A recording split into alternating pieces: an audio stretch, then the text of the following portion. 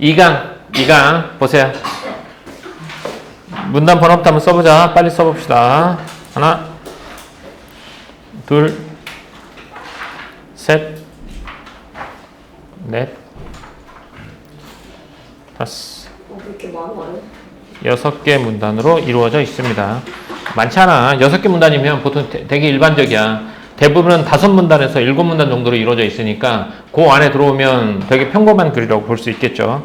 자, 첫 번째 문단 한번 더 가보자. 일단 첫 번째 문단에서 체크를 잘해야 돼. 첫 번째 문단을 읽을 때 읽으면서 여기서 말하는 중요한 내용이 뭘까? 이건 생각하지 마. 첫 번째 문단을 읽으면서 제일 머릿속에 가져야 할 생각은 앞으로 어떤 내용이 나올까? 이것만 먼저 생각하란 말이야. 그것만.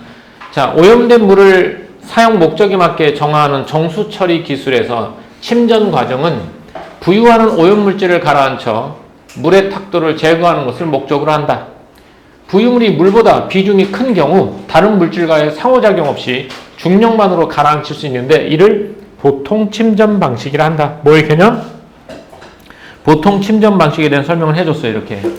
하지만 중력만으로 침전시키기 어려운 콜로이드 입자와 같은 물질들은 화학약품을 이용하여 입자들을 응집시켜 가라앉히는 방식을 사용하는데 이를 뭐라고 한다? 약품 침전 방식이라 한다. 그래서 약품 침전 방식이에요. 그러면 왜 이런 개념들을 두 개를 나눠줬냐면 그 다음 밑줄은 뭐가 되니? 그럼 여기서는 이 두 개의 밑줄을 뭐 할 수 있는 것? 묶어주는 애가 밑줄이겠지? 그럼 이 두 개를 묶어서 뭐라고 할 수 있겠냐? 이 두 개를 포괄하는 문장이 하나 있을 거잖아. 뭐야? 그 위에 어디서부터? 부유물이부터? 아니지. 부유물이 여기는 보통 침전 방식이고 하지만 뒤는 약품 침전 방식이니까 여기서부터가 해당하거든. 그럼 요거 첫 번째가 되겠지. 그래서 얘는 뭐라고? 정수 처리 기술에서의 침전 과정인 거야. 요게 정수 처리 기술에서 침전 과정이 몇 가지가 있다? 보통 침전 방식과 약품 침전 방식이 있다 이거야. 그럼 이 뒤에 나올 내용은 어떤 내용이라고 짐작하겠어? 보통 침전 방식이 어떻게 하는지, 약품 침전 방식이 어떻게 하는지 뭐 그런 것들이 나올 거라고 우리는 짐작할 수 있잖아. 항상 생각을 해, 짐작을. 밑줄은 되게 깔끔하면 깔끔할수록 좋다고 생각해요, 선생님은. 다음 두 번째 문단 가볼게. 일반적으로 미세한 입자들은 입자 간의 거리가 일정 이하로 좁혀지면 서로를 끌어당기는 반데르발스 힘의 영향을 받아 응집하게 된다. 하지만이라는 말이 나오면 앞에 있는 것보다는 뒤에 게 더 중요합니다. 물속에서 부유하는 미세한 콜로이드 입자들은 수산화 이온과의 결합 등으로 인해 전하를 띠고 있어 서로 밀어내는 전기적 반발력의 영향을 받기 때문에 일정 거리 이하로 입자들의 거리가 좁혀지지 않는다. 그 결과 콜로이드 입자들은 물속에서 균일하게 분산되어 안정성을 가지고 부유하게 된다. 이런 입자의 안정성은 물의 탁도를 높이는 주요한 원인이 된다라고 했지. 이 앞에서 나올 내용이 뭐라고 했어요? 정수 처리 기술에서의 침전 과정이지. 침전 과정은 보통 침전과 약품 침전 방식이 있지. 여기서는 원인이지. 뭐의 원인? 탁도를 높이는 원인이 나와 있다는 거야. 그럼 여기서 밑줄은 어디다 할까요? 원래 하지만부터 여기서부터까지가 내용이 되게 중요한데 다 하기엔 좀 많지? 그치? 그래서 그 결과로 해주는 게 좋을 것 같아요. 그래서 그 결과 콜로이드 입자들은 안정성을 가지고 부유하게 돼요. 이런 입자 안정성, 물의 탁도를 높이는 주요한 원인이 됩니다. 라고 했지. 그러면 이 원인이 나타났으면 이 원인을 어떻게 해야 되겠어요? 해결해야 되겠지. 그래요. 그래서 이러한 것들을 해결하기 위한 것들이 나오겠지. 어떻게 해결하는지 한번 가보도록 합시다. 약품 침전 방식에서는 이라고 했어. 위에서 보통 침전 방식하고 약품 침전 방식을 얘기했는데 여기서는 뭐에 대해서 말하겠다는 거야? 약품 침전 방식에서 말하겠다는 거야. 그래서 읽어볼게요. 약품 침전 방식에서는 응집제를 주입하여 전기적 중화작용과 가교작용을 통해 콜로이드 입자의 영향을 발생한 물의 탁도를 낮추는 과정을 거치게 된다. 이때 사용된 응집제는 보편적으로 알루미늄염과 철염 등의 양이온계 응집제로 이들은 물과 화학 반응을 하면서 단계적으로 다양한 종류의 화합물을 형성하게 된다. 여기 나와 있단 말이야. 그럼 여기는 무엇에 대해서 말한다는 거야? 약품 침전 방식이지. 약품 침전 방식은 어떤 방식으로 이루어질까? 그렇지. 무슨 작용, 무슨 작용? 전기적 중화작용과 가교작용이라는 거야. 그럼 이런 것들을 이제 글을 자주 읽어본 사람들은 글이라는 게 계속 끊임없이 앞으로 나올 내용들을 안내해주는 역할을 해준단 말이야. 그러니까 여기서 그걸 잡아내야 돼. 여기서 이 다음에 나올 내용은 뭐가 나올 거냐면 전기적 중화작용과 가교작용이 나올 거란 말이야. 뭐가 나온다고? 전기적 중화작용과 가교작용이야. 뭘 주입해서? 응집제를 주입해서. 그때 응집제로 쓰는 게 뭐, 응집제가 뭔지 모르잖아. 그래서 응집제하면서 설명을 해준 거야. 응집제는 이래요. 보편적으로 알루미늄연과 철염 등의 양연계 응집제로 이들은 물과 화학 반응하면서 단계적으로 다양한 종류의 화합물을 형성하게 되지. 그러면 그 다음에 나오는 게 무슨 작용? 전기적 중화작용. 그 다음 뭐가 나와? 가교작용. 이런 것들이 나올 거야. 안내를 해주니까. 그러면 진짜 그러냐? 우선 뭐가 나옵니까? 전기적 중화작용 나오지? 그럼 여기는 밑줄이 이렇게 핵심이니까 네모해도 될 거야. 그럼 그 다음에는 뭐가 나오겠니? 그래. 그래서 다음으로 가교작용에서 이렇게 나오는 거잖아. 근데 이렇게 네모 두 개만 해도 글에 흘러가는 구성이 보이잖아. 그러니까 글의 밑줄이나 체크는 글의 내용 자체가 중요한 것도 물론 좋겠지만 글이 어떻게 흘러가는지를 자꾸 보여주는 거야. 알겠죠, 홍서가? 자, 우선 전기적 중화작용에서는 탁도가 높은 물에 주입된 응집제가 물과 화학 반응을 거쳐 양전하의 금속 화합물을 형성했지.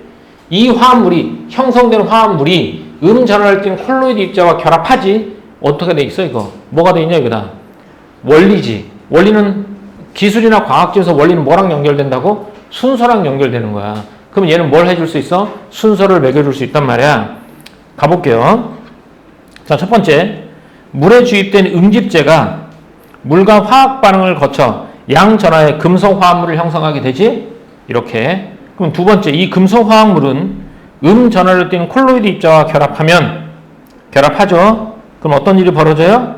콜로이드 입자 간 전기적 반발력이 어떻게 돼? 감소하게 됩니다. 그 결과 어떻게 돼요? 콜로이드 입자들은 불안정화되죠. 불안정화되고 물 분자 운동이나 물의 흐름에 의해 움직이다가 반데르발스 힘이 작용할 정도로 가까워지게 되면 서로 응집하여 침전이 가능한 플럭을 형성하게 된다. 여기야. 네 번째 과정이 만약에 좀 길어. 그러면 불안정화되고 여기 잘라도 되지. 다섯 번째. 그래서 어쨌든 마지막에 뭘 형성하게 돼? 플럭을 형성하게 된다. 이렇게 됐지. 그러면 이 과정 1, 2, 3, 4, 5 과정이 무슨 작용이야? 전기적 중화작용이 되는 거야. 이렇게. 이러한 전기적 중화작용은 응집제 주입 후 극히 단시간 안에 이루어지기 때문에 콜로이드 입자와 금속화학물이 빠르게 결합하여 반응하게 하기 위해 물을 빠르게 젓는 급속 교반을 해야 한다라는 거죠. 이때는 뭘 해야 된다고? 급속 교반을 해야 된다. 여기는 딱히 밑줄 그을 게 없잖아. 네모하고 번호 매겨버리니까. 그래서 선생님은 오히려 그냥 여기다 해주는 것도 나쁘지 않다고 생각해. 이렇게. 이게 무슨 작용? 전기적 중화작용이야. 자, 선생님 봐봐. 칠판 보지 말고 선생님 봐봐. 자, 지금 전기적 중화작용에서 얘기했잖아. 이걸 기억할 수 있어? 첫 번째 뭐, 두 번째? 아니요. 기억 안 해도 된단 말이야. 여기 이렇게 나온 게 있으니까 필요하면 찾아서 보란 말이야. 글을 읽을 때. 이걸 머릿속으로 다 기억하려고 하면 인지적 부담이 너무 커. 대신 중화작용 여기 단계별 여기 나와 있지. 그 다음 가교작용 나와 있지. 이거야. 자, 다음 가교작용 한번 가보자. 자, 가교작용에서는 전기적 중화작용에서 형성된 작은 플럭을 어떻게 하는데? 더 크게 만든다. 이렇게. 더 크게 만드는 거예요. 침전 속도를 높이기 위해 플럭의 크기가 더 커져야 하는데 반데르발스 일만으로는 블록의 크기를 키우는데 한계가 있기 때문이다. 응집제의 주입으로 형성된 화합물 중 긴 사슬 형태의 고분자 화합물은 이라고 했지. 그럼 이것도 글을 자꾸 읽다 보면 생각하는 게 응집제가 여기서 보면 단계적으로 다양한 종류의 화합물이 형성한다고 했지. 단계별로. 그럼 몇 단계 있어 여기에서? 일단 몇 단계야? 단계별로 했을 때? 2단계지. 그럼 전기적 중화작용에서는 어떤 화합물이 나와? 양전하의 금속 화합물이 형성되지. 그 다음 무슨 작용? 가교작용이지. 가교작용에서는 무슨 화합물이 나오니? 사슬 형태의 고분자 화합물이 나온다는 거야. 그러니까 앞에서 힌트를 다 해줘. 그래서 글을 읽을 때 내가 앞에서 파악한 내용만큼 사람마다 읽는 게 달라져. 그래서 많은 내용을 앞으로 나올 내용을 많이 예측하는 사람이 독서를 잘하는 게 되고, 그럼 여기서는 가고작용이겠죠. 그럼 어서태? 여기서부터 다시 갈 것 같아. 응집제의 주입으로 형성된 화합물 중 긴 사슬 형태의 고분자 화합물은 플록과 플록을 연결하는 일종의 가교 역할을 하게 된다. 이게. 그러면 이런 작용을 통해 연결된 여러 플록들은 하나의 큰 플록이 되어 중력의 영향을 받아 어떻게 한다? 빠르게 침전하게 된다라고 했어. 이게 가교작용인 거야. 그래서 이러한 가교작용에서는 침전에 용이한 큰 플록을 만들기 위해 플록이 다른 플록과 연결될 때 접촉 시간을 늘려주고 연결이 깨지지 않도록 물을 천천히 저어줘야 하는데 이를 뭐라고 한다? 완속 교반이라고 한다라고 했으니까 이 네 번째 문과의 연관성을 통해서 하자면 여기가 밑줄이 맞겠지? 이렇게. 그럼 이렇게 하면 실은 글이 끝나야 되지. 앞에서 전기적 중화작용하고 가교작용이라고 얘기했잖아. 이거 두 개 다 설명을 했잖아. 이렇게 되면 글이 끝나야 돼. 근데 글이 안 끝났어. 그리고 뭐라고 시작해? 한편 이렇게 말하지. 그러면 또 다른 내용이 나온다는 거야. 여기서 추가된 내용이 한편. 이와 같은 과정을 거쳐 위에 있는 두 가지 과정을 거쳐 성소가 무슨 전기적 중화작용하고 가교작용을 거치죠. 탁도가 낮아진 물에 전기적 중화작용과 가교작용에서 반응하지 못한 응집제가 남아있게 되면 전기적으로 중화되었던 콜로이드 입자들이 오히려 양전하를 띠게 된다. 이를 뭐라고 해요? 전하 역전 현상이라 한다라고 했죠. 뭐가 일어나요? 전하 역전 현상이 일어납니다. 이렇게 되면 어떤 일이 벌어지는지 가보자. 콜로이드 입자들이 재안정화되어 물의 탁도를 다시 높아진다라고 했지. 그러니까 물의 탁도가 다시 높아지면 되냐 안 되니? 안 되지. 낮춰야 되겠지. 이 상태에서 여분의 응집제가 나오지. 물과 화학 반응을 통해 최종적으로 뭘 만들어내? 침전성 금속 화합물을 형성하게 되고 라고 했지. 그럼 여기서 화합물이 총 몇 개가 나오는 거야? 3개가 나오지. 전기적 중화작용에서 하나, 가교작용에서 하나, 그 다음 여기서 뭐? 최종적으로 하나 이렇게 나오게 되는 거야. 이 화합물은 마치 그물망처럼 콜로이드 입자들을 흡착하여 가라앉는데 이를 뭐라고 한다? 채걸음 현상이라고 한다. 이렇게. 그럼 여기도 번호를 매겨줄 수 있을 것 같아요. 뭐가? 여분의 응집제가 작용하겠죠? 여기서 이 상태에서 전하 역전 현상이 일어나요. 여분의 응집제가 물과 화학 반응을 통해서 침전성 금속 화학물을 형성하게 되고 이 화합물은 그물망처럼 콜로이드 입자를 흡착하여 가라앉힙니다. 이를 채걸음 현상이라고 합니다. 이렇게 됐어요. 됐지? 그러면 봐봐. 밑줄을 이렇게 체크한 것들을 보면 밑줄 체크한 것만으로도 이 글이 어떻게 이어지는지를 짐작할 수 있게 돼. 첫 번째 문단에서 정수처리 기술에서의 침전 과정, 물을 가라앉히 탁도를 낮추는 거지. 근데 여기는 보통 침전 방식과 약품 침전 방식이 있어. 그런데 콜로이드 입자들이 물속에서 균일하게 전기적 반발력에 의해서 균일하게 분산되어 있으면 안정성을 가지게 되고 물의 탁도를 높인단 말이야.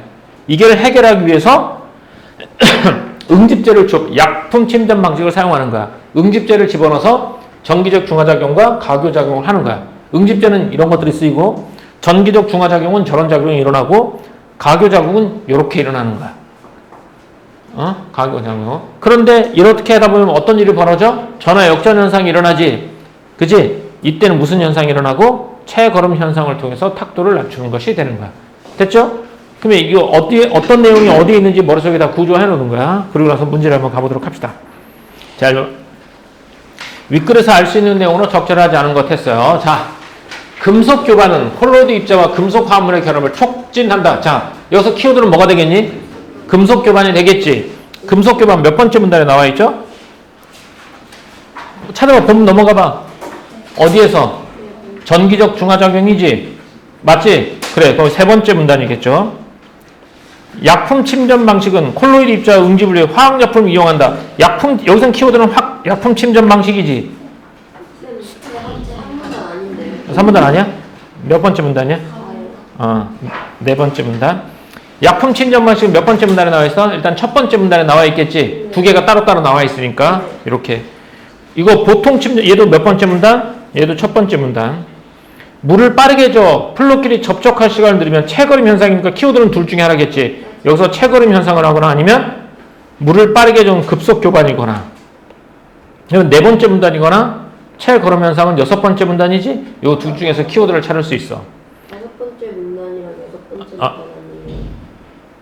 빠르게 적어놓은 게 급속 교반이면 아까 네 번째 문단 아니야? 맞지? 양이 온 게 응집제는 여기 키워드는 뭐가 되겠어? 응집제가 되겠지. 응집제는 몇 번째 문단? 세 번째 문단 되는 거야. 어디 있는지 이렇게 알면 이제 뭐 하면 돼? 찾아보면 되잖아. 자, 찾아보세요. 답 몇 번인지. 책 펼쳐. 책 다 펼쳐서 앞뒤로 봐.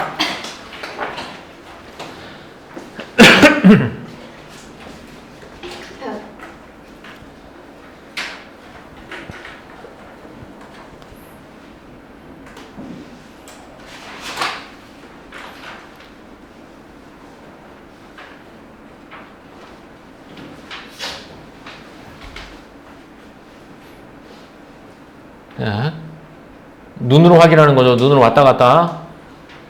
자, 몇 번이 틀렸습니까? 몇 번이 틀렸어요?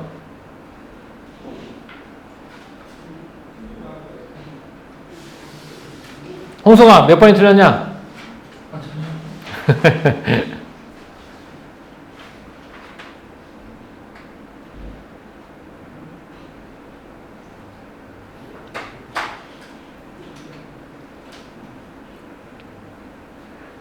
그래, 민결아 몇 번?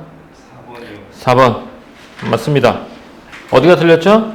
이거 빠르게 적는 건 급속 교반은 무슨 과정에서 필요한 거지? 급속 교반은 어떤 과정? 전기적 중화작용에서 사용되는 거지? 그치? 근데 이게 빠르게 젓는 거는 플롯끼리 접촉할 시간을 늘려? 일단 여기도 잘못됐죠? 플롯끼리 접속 시간을 늘리는 건 얘는 무슨 현상이야? 여기는? 가교 작용이지? 그지? 그 다음에 여기는 뭐야? 체그름 현상에는 글을 3개 해서 여기저기 다 묶어놨지? 다음 몇 번? 4번. 이렇게. 나머지 것들은 다 키워드에서 찾아보면 돼요. 항상. 그래서 이런 문제를 풀 때는 머릿속에 풀지 말고 눈으로 정확하게 찾아서 푸는 연습을 하세요. 자, 기억은 뭡니까? 보통 침전 방식 맞나요? 니은이 약품 침전 방식이고요. 네. 기억이 반대를 말씀입니다. 이거. 얘는 전개적 방식. 알았어. 이게 선생님도 이게 한 페이지 안에 다 갔으면 나도 니네처럼 이렇게 막 넘겨서 봤으면 좋겠는데 그게 안 돼. 여기가 반데르발스. 그 다음에 여기가 전기적 반발력. 이렇게 되겠죠. 이거 문제 어떻게 풀으라고? 뭐부터 보라고 항상? 요 순서대로 보는 게 아니라 요 순서대로 보는 거야. 그냥 반데르발스죠. 앞에 넘어가. 반데르발스 항상 먼저 봐야 되겠죠. 자, 반데르발스가 뭡니까? 입자들이 일정 거리 이하로 들어오면 서로 뭐 하는 거야? 끌어당기는 힘이지. 끌어당기는 힘이죠. 기억. 입자가 일정한 거리 안에서 서로 밀어내는 힘이다. 맞습니까? 아니요. 틀렸죠. 입자들이 물속에서 균일하게 분산하게 해주는 힘이라고 할 수 있다. 여긴 안 나와 있지? 그러면 이거 봐봐.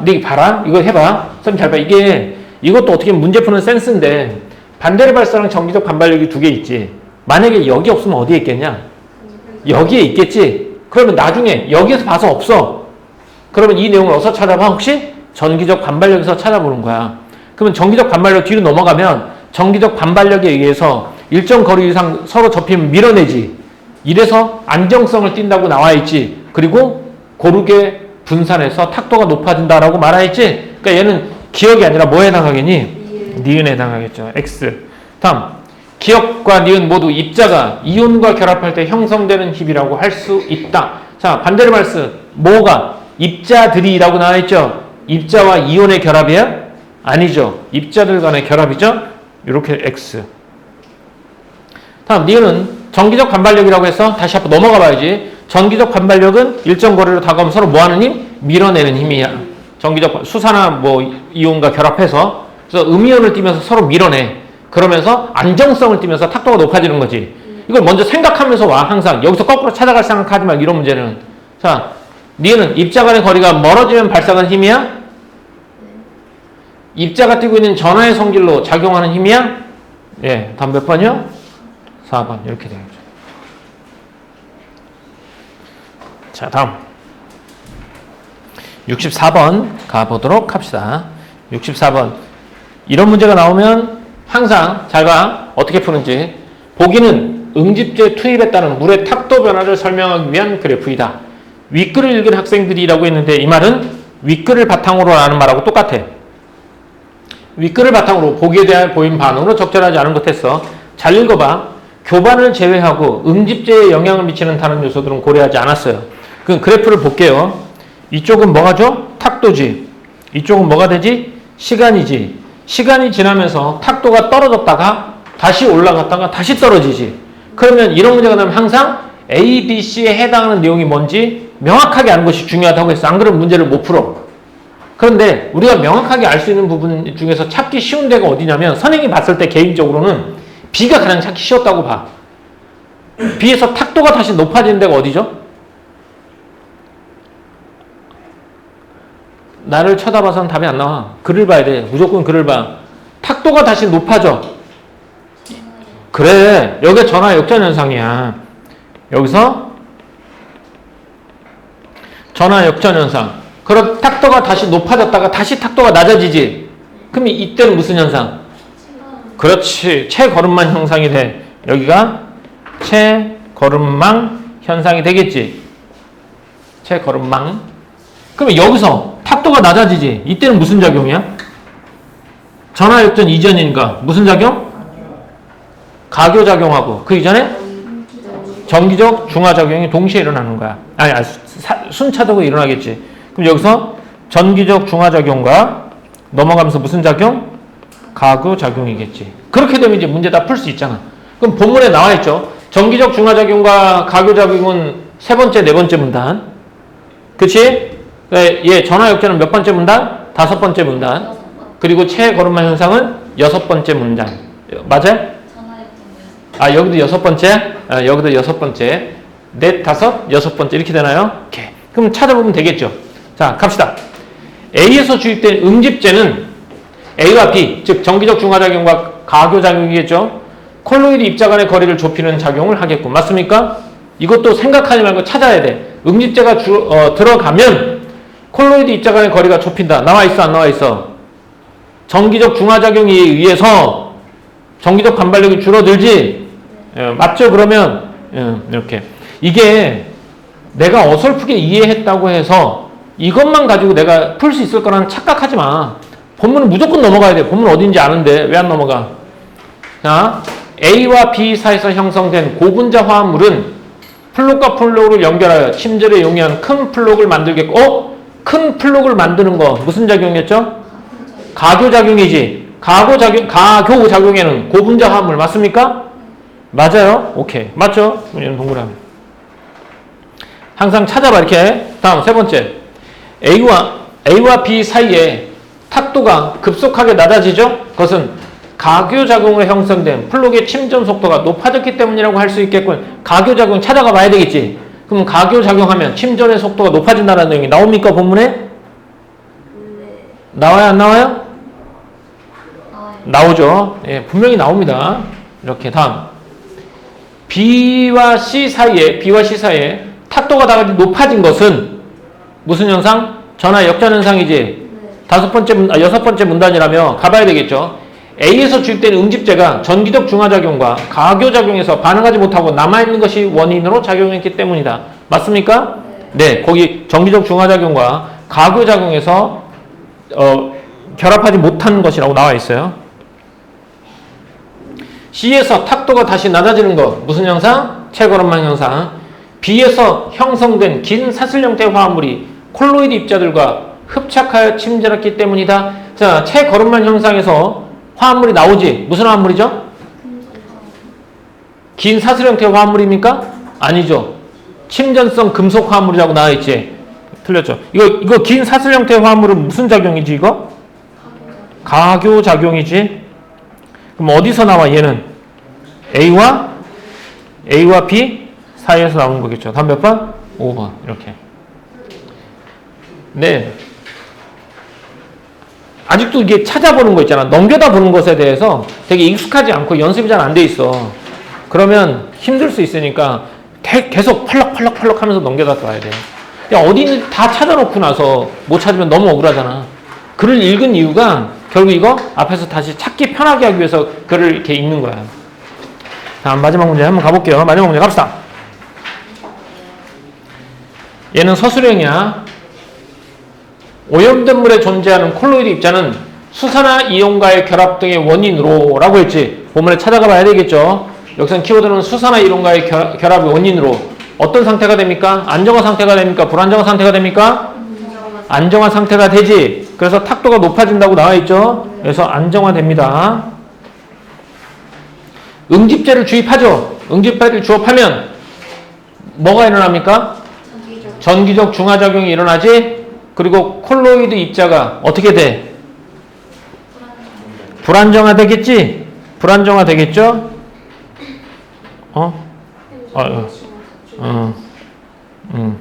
불안정화 되겠죠? 그럼 응집제를 과다하게 주입하면 뭐가 일어나?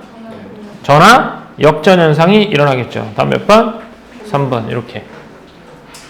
됐죠? 어렵지 않잖아 별로. 근데 이렇게 다 읽어도 여기서 뭐 전기적 중화작용, 가교작용, 체걸망 형사 이걸 완벽하게 이해할 수 있는 사람도 있겠지만 이해하지 못하는 사람도 있어. 그거 다 완벽하게 이해하지 못해도 문제 이렇게 찾아서 다 풀 수 있단 말이야. 그러기 위해서는 글을 자꾸 구조화해서 읽으면 돼. 자, 다음. 요거 되게 재밌는 글이에요. 아, 나만 재밌어요? 내가 재밌다면 적당히 어려울 수도 있겠죠. 왜? 글 읽다가 니네 이런 거 나오면 되게 싫어하잖아. 벌써 막 짜증이 나려고 하지. 근데 선생님이 뭐라 그러냐? 이 그래프가 만약에 없었다면 더 어려워. 이걸 있음으로 인해서 이 글을 읽을 때 저 그래프의 힘을 얻으라고. 자, 첫 번째 문단부터 한번. 문단 번호부터 써볼게요. 문단 번호 가자. 하나, 둘, 셋,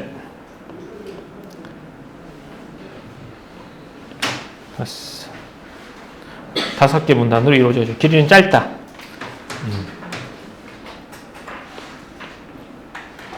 여기서 똑같아. 첫 번째 문단에서는 그의 화제가 무엇인지, 무엇에 대해서 얘기할지 읽어볼게요. 경제학에서는 개별 경제 주체들이 주어진 조건하에서 자신이 조절할 수 있는 변수들을 적절히 선택하여 최적의 결과를 추구한다고 본다. 우리는 최적의 결과를 추구합니다. 자신이 가지고 있는 자원을 다 활용해서. 그런데 라는 말이 나왔으면 여기서부터가 진짜죠. 최적의 결과를 얻기 어려운 상황에 놓인다면 어려운 상황에 놓인다면 경제 주체들은 일반적으로 뭘 고려합니까? 효율성을 고려하여 차선의 선택을 고민하게 된다. 이렇게.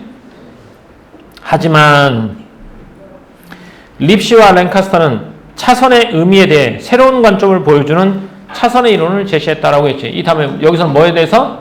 차선의 이론. 누구의? 립시와 랭카스터. 여기 한 번 더 읽어봐도 돼요. 한 번 더. 첫 번째 문단은 잘 읽어봐야 돼. 방향이 잘 쓰는 거야. 우리는 최적의 결과를 추구하지. 그런데 최적의 결과를 얻기 어렵다면 보통 경제 주체들은 뭘 고려해요? 뭘 고려해요? 효율성을 고려해서 차선의 선택을 하게 돼요. 효율성을 고려합니다.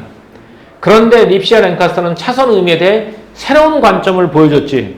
그럼 이 새로운 관점이 뭐냔 말이야. 그럼 위에 있는 문장하고는 다른 거겠지. 위에 있는 문장은 효율성을 고려해서 차선의 선택을 하는 거야. 어떻게? 내가 할 수 없어. 그럼 나머지 句 중에서 얼만큼 효율적인 걸 찾자 이거야. 하지만 립시와 랭카스터는 차선의 의미에 대해 새로운 관점으로 접근하게 된 거야. 그래서 여기는 차선의 이론을 제시했다. 이게 이 글의 핵심어가 되겠죠? 자, 가보자. 차선의 이론에서는 차선이라는 말을 알지? 최적, 그 다음 차선, 그 다음 방법이야. 수석, 차석 이런 것처럼 다음 차자. 그 두 번째로 좋은 것, 두 번째가 좋은 것 이런 뜻이야. 차선. 차선의 이론에서는 최적의 결과를 얻기 위한 여러 조건 중 한 가지 이상의 조건이 충족되지 못한 상황이라면 이거야. 현사가 수능 1등급을 받기 위한 조건이 10가지가 있어요. 근데 그 중에서 한 가지 이상의 조건을 충족하지 못해. 그러면 나머지 조건들이 모두 충족되더라도 그 결과는 차선이 아닐 수 있단 말이야. 이렇게 본 거야.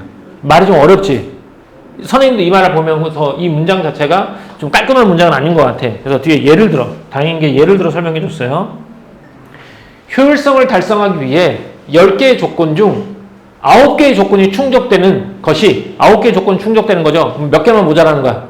한 개만 모자라지. 한 개만 모자라는 것이 8개의 조건이 충족되는 것보다 2개 모자라는 것보다 더 낫다고 볼 수 없다는 거야.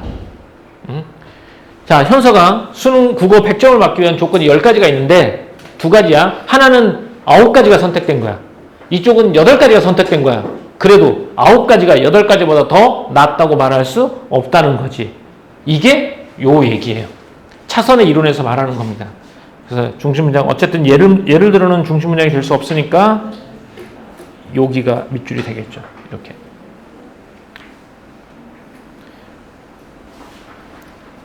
그러면 궁금하지? 야, 10개 중에 9개 조건이 충족되는 것이 왜 차선이 아니야?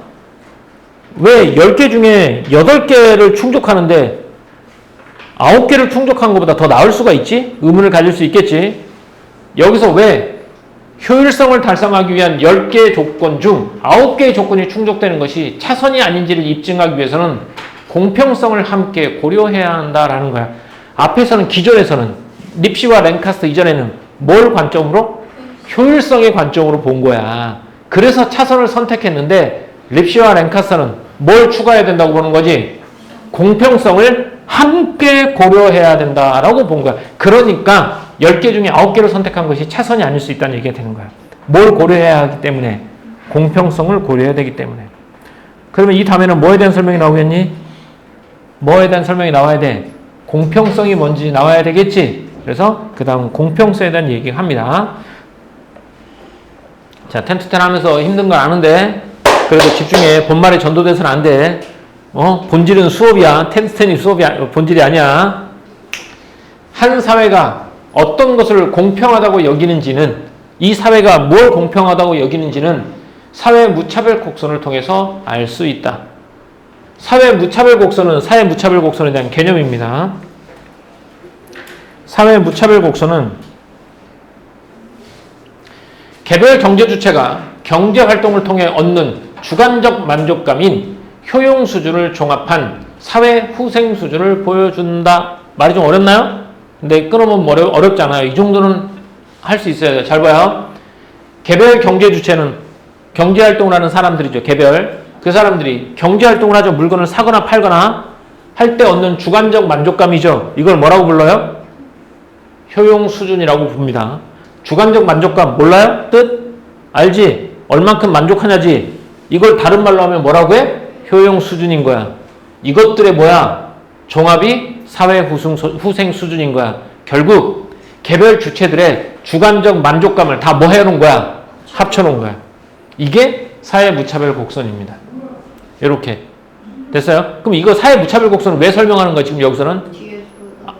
왜 설명하는 거야? 뭘 우리한테 알려주기 위해서? 공평성. 이 문단이 공평성이거든. 공평성. 이 한 사회가 어떤 것을 공평하다고 여기는지는 사회 무차별 곡선을 통해서 보면 알 수 있어요. 사회 무차별 곡선은 개별 주체들의 만족감의 종합이에요. 자, 사회 무차별 곡선의 모양을 보면 그 사회가 개인의 효용 수준에 대한 평가를 통해 공평성에 대해 어떠한 가치 판단을 하고 있는지 확인할 수 있다라고 했지. 똑같은 말이네? 여기랑? 그치? 그러면 밑줄은 선생님 어디?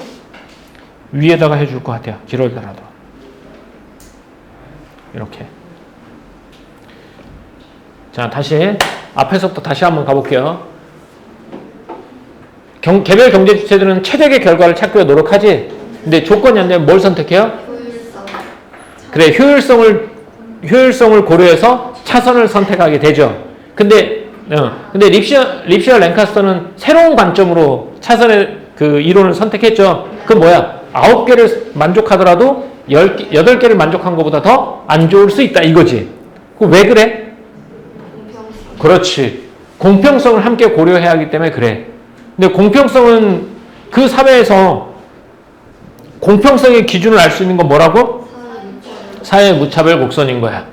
사회 무차별 곡선은 개인의 주관적 만족감의 종합인 거고, 그죠? 그럼 사회 무차별 곡선이 어떤 무차별 곡선이 어떤 가치 판단을 보여준지는 아직 설명 안 했죠? 그럼 뒤에 가보도록 합시다. 사회 무차별 곡선 위에 모든 점들은, 사회 무차별 곡선 살짝 가볼게요.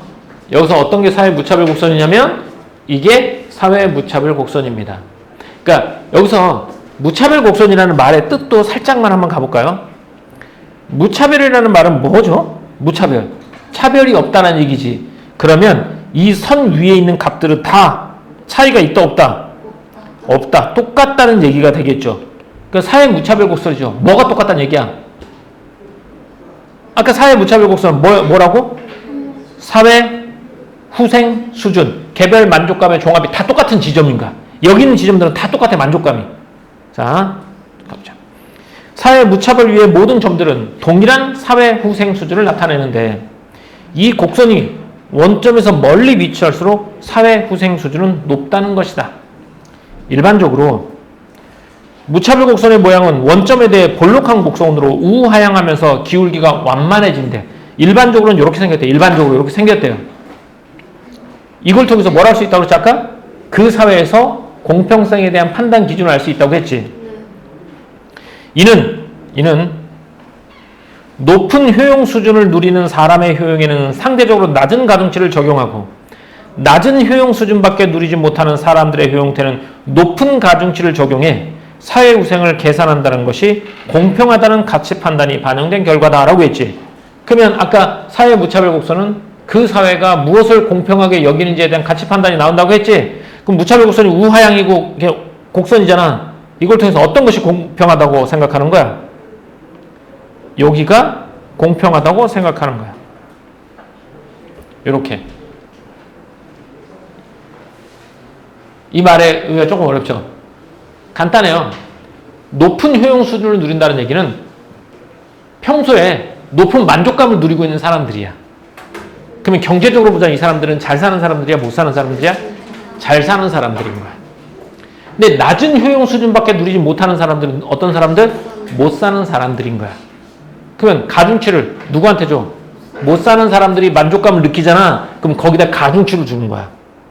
그럼 이 사회는 못 사는 사람들한테 더 큰 만족감을 돌아가게 하는 것이 공평하다라고 보는 거야. 이 사회 자체는. 이게 사회 무차별 곡선이에요. 가볼까요? 그러면 나가봅시다. 자, 이제 그림의 예를 들어 설명해 줄 겁니다. 그림은 사회에서 경제적 자원을 모두 활용하여 쌀과 옷 두 가지 상품만을 생산한다는 가정에서 생산 가능 곡선 CD와 사회 무차별 곡선 SIC를 통해 차선의 이론의 예를 보여준다. 얘가 뭘 보여준다고? 차선의 이론의 예를 보여주는 거야. 알겠죠? 자, 그러면 가볼게요. 밑줄은 어쨌든 이게 되겠죠. 그림의 생산 가능 곡선 CD는 이라고 했죠. CD예요. CD가 뭐죠? 얘죠. 얘가 무슨 가능 곡선? 생산 가능 곡선입니다. 본문에 이렇게 자꾸 옮겨주는 게 좋아. 원점에 대해 오목한 모양으로 이 곡선 위의 점들은 생산의 효율성을 충족한다는 것을 의미한답니다. 알겠어요? 뭐라고요? 이 곡선 위의 점들은 효율성을 충족한다는 의미가 되겠고요. 곡선의 바깥쪽이니까 어디가 되겠니? 이 곡선의 바깥쪽이겠죠. 그럼 생산이 가능해, 불가능해? 생산이 불가능하다는 거죠. 생산이 불가능함을. 곡선의 안쪽은요. 동그라미인데 이거 동그라미로 바꿔. 곡선의 안쪽. 이 곡선의 안쪽은 생산은 가능하지. 하지만 비효율적이라는 것을 알려줍니다.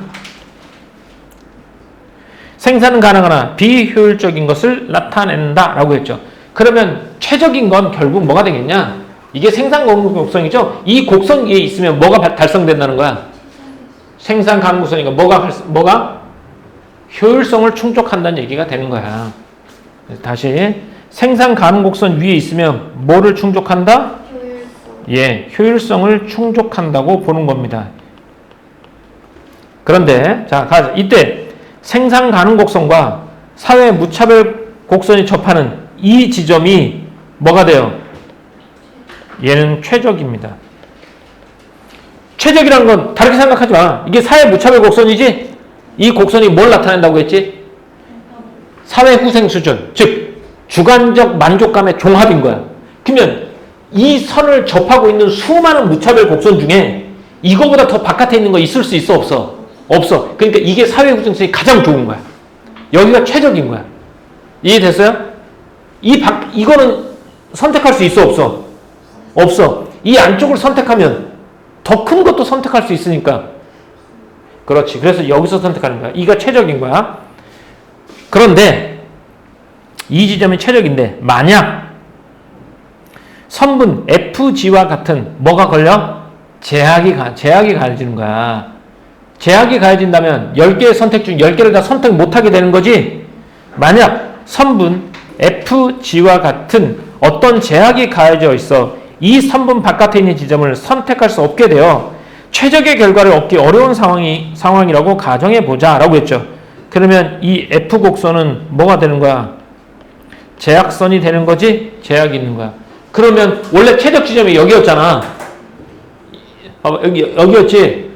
이런 제약이 생긴 거야. 그럼 이 바깥에 거 선택할 수 있어, 없어? 없어. 그래서 최적을 해, 못해? 못하는 거지. 그러면 그 다음 선택할 게 뭐야? 그래, 그 다음에 선택할 게 차선인 거야. 그러면 효율성만 고려하자면 어디를 선택해야 돼? 여기 있는 애들 중에서 뭐만 생각해? 효율성만 생각해봐. 어디 선택하게 되겠냐? 효율성.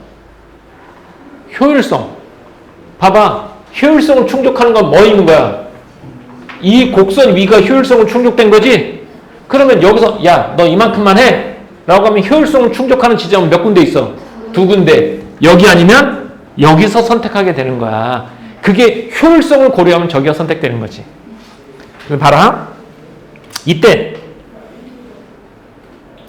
H 지점은 제약하에서도 생산 가능 곡선 CD 위에 위치하기에 생산의 효율성이나마 충족하고 있으므로 차선의 선택이라고 생각하기 쉽다 이거야. 공평성을 고려했어, 안 했어? 안 했어.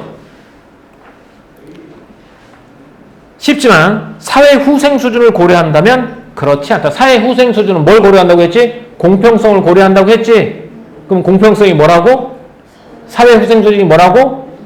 주관적 만족감이 가장 큰 거인 거잖아. 그러면 여기 있는 애들 중에서 효율성을 따지지 말고 주관적 만족감이 가장 큰 걸 선택해야 되는 거야. 그래서 왜냐하면 SIC1, SIC2 원점에서 위치를 고려해보자고. 이거 1번과 2번을 고려해보자고. 그러면 어떤 게 더 멀어? 원점에서. SIC2가 멀지? 그럼 얘가 사회 후생 수준이 더 높다는 거야. 효율성만을 추구하자면 H 지점을 지나는 얘가 차선이 돼야 되지만 공평성을 고려한다면 사회 후생 수준이 높은 SIC2를 선택해야 된다는 얘기가 되는 거야. 왜냐하면 SIC1과 SIC 원점에서 거리 위치를 고려했을 때 SIC1 위에 있는 H 지점보다 저기 있는 H 지점보다 SIC 위에 있는 I 지점의 사회 후생 수준이 얘가 더 높기 때문이다. 따라서 세모 제약하에서 사회 후생 수준을 고려하면 차선은 어느 지점이 돼? I 지점이 된다. 이렇게 되는 거야. 만약에 효율성만 고려한다면 어디 지점이고? H 지점이나 K가 되는 거지. 이렇게. 이 그림을 그래프로 이렇게 쉽게 설명한 거야. 쉽게 말하면 야, 이게 생산 가능 곡선이야. 여기서는 최적이야, 최적. 이거 선택하는 게 좋아. 효율성. 그러면 여기가 최적 지점이 되겠지? 좋아. 근데 이런 제약이 있어. 그러면 야, 효율성을 달성하기 힘든데? 효율성 달성하는 여기밖에 없네. 그럼 여기서 하면 되겠네. 그럼 야, 그건 너무 지나치게 효율성만 따진 거야. 사회 후생 수준을 따져봐야지. 그래? 그럼 사회 후생 수준이 가장 큰 게 어딘데? 여기네. 그래서 여기가 이제 최적이 차선이 되는 거지, 여기서는. 됐습니까? 조금 어렵지? 어려운데 아마 이건 선생님이 읽다가 좀 욕심을 부려서 이 글을 좀 더 내용을 좀 더 이해시키려고 했기 때문에 좀 더 어려울 수 있어. 이게 이해를 하면 할수록 좀 어려워지는 게 독서 지문이야, 원래. 예, 제목만 가면 되게 간단하죠, 오히려. 자, 첫 번째 문단에서 뭐가 나옵니까? 자, 첫 번째 문단. 사람들은 최적의 결과를 추구하죠. 안 된다면 효율성을 추구해서 차선을 선택하게 되죠. 네. 근데 립시와 랭카스터는 새로운 관점이죠. 여기서 새로운 관점이 뭐게? 사회후생 수준, 공평성이겠죠. 좋아. 그걸 고려해서 차선의 이론을 제시했습니다. 차선의 이론에서는요, 19개를 만족하는 것이 8개를 만족하는 것보다 안 좋을 수 있단 말이야. 그치? 효율성을 추구하다 보면. 그러면 그걸 어떻게 그러면 그걸 입증해서 뭘 고려해야 돼? 공평성을 고려해야 돼.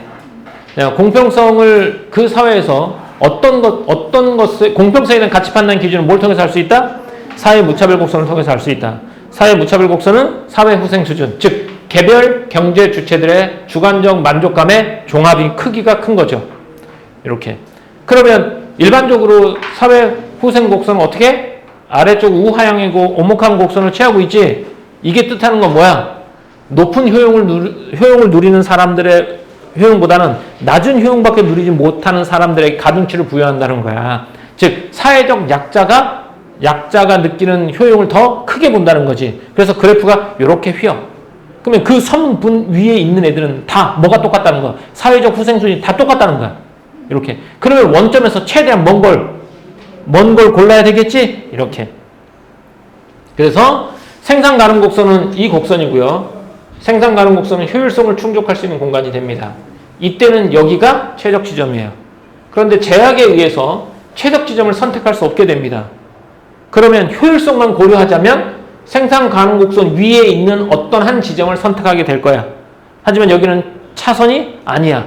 뭐를 충족하지 못하기 때문에? 공평성을 충족하지 못하기 때문에.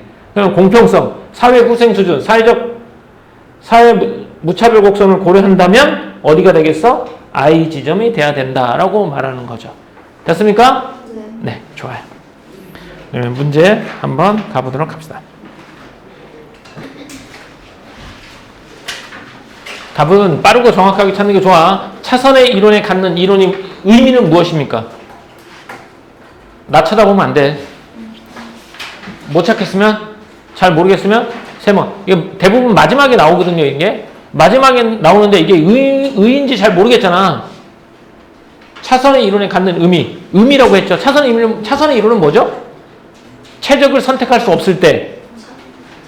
그치? 차선을 선택하는 게 차선의 이론의 의미죠? 좋아요. 다음.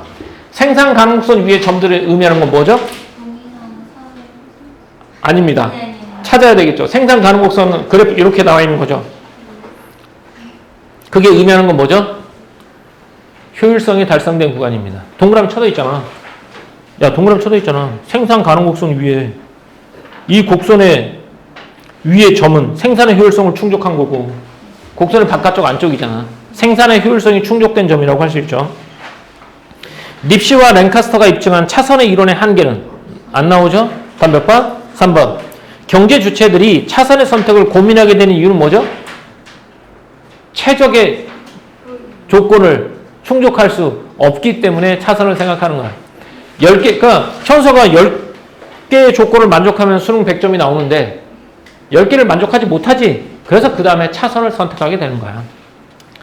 경제 주체들이 차선의 선택을 고민하게 된 이유 했고요. 사회 무차별 곡선의 모양이 우하향할수록 기울기가 완만해지는 이유는 뭐 때문이야? 돈 없는 사람들한테. 근데 이제 그것도 이제 설명했으니까 알겠죠? 낮은 효용 수준밖에 누리지 못하는 사람들에게 뭘 주는 거야? 가중치를 준다라고 본문에 나와 있으니까 이렇게. 그러니까 이건 글의 내용을 다 완벽하게 이해 못했어도요. 찾아서 풀 수 있어요. 다. 5번입니다. 다음. 사회 무차별 곡선에 대한 이해로 적절하지 않은 것 했어요. 웬만하면 앞에 넘어가서 사회 무차별 곡선이 뭔지 한번 알아봐야 되겠죠. 사회 무차별 곡선은 개별 경제 주체들의 만족감인 효용 수준을 뭐 한 거야? 종합인 사회 후생 수준을 말한다고 했습니다. 그렇죠? 그 위에 있는 점들은 동일한 사회 후생 수준을 나타낸다고 했고요. 원점에서 멀어질수록 사회 후생 수준은 크고요. 또 이 사회 무차별 곡선은 그 사회가 공평함에 대한 가치 판단을 어떻게 두고 있는지도 알 수 있겠다라고 했지. 자, 그것과 관계없는 거 몇 번입니까? 몇 번?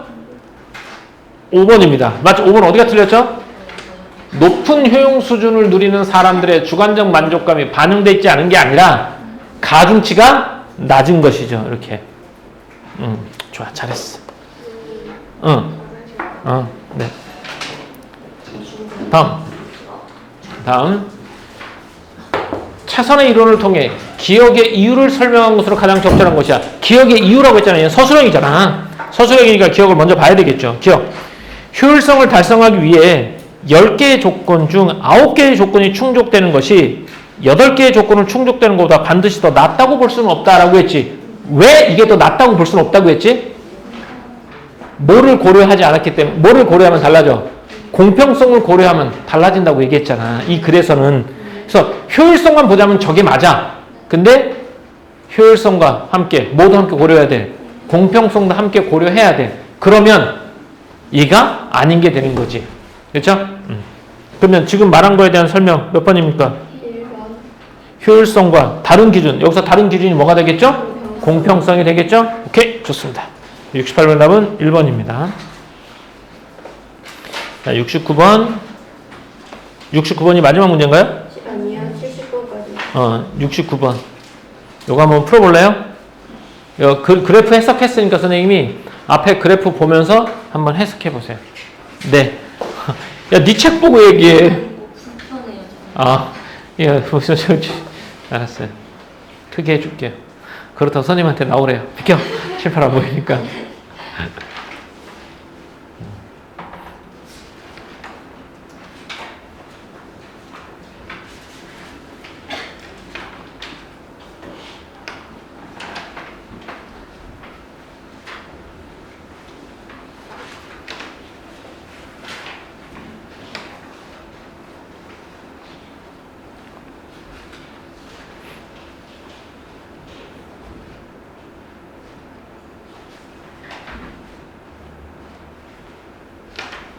그래프 열심히 봐야 되겠죠. 딱 봐도.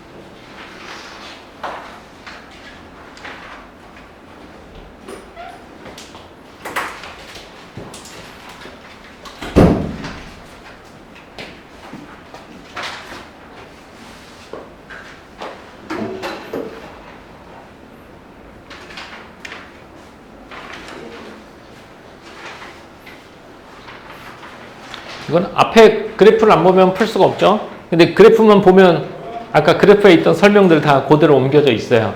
자, 잘못된 생각을 가지고 있는 사람은 누굴까요? 나는 H가 생산 가능 곡선 위에 있죠. 그래서 거기는 효율성을 충족한 공간이죠. 맞아요. 선분 FG와 같은 제약이 있는 상황에서 제한이 있죠. 제약이 있다면 H가 아닌 I가 차선으로 선택되었다면 그 이유는 뭐 때문에? 공평성, 사회 후생 수준을 고려했기 때문이다. 얘도 맞죠? IH를 고려하면 생산이 가능하지 않아 비효율적인 지점이라고 생각해? 아니죠. 생산 가능해요? 불가능해요?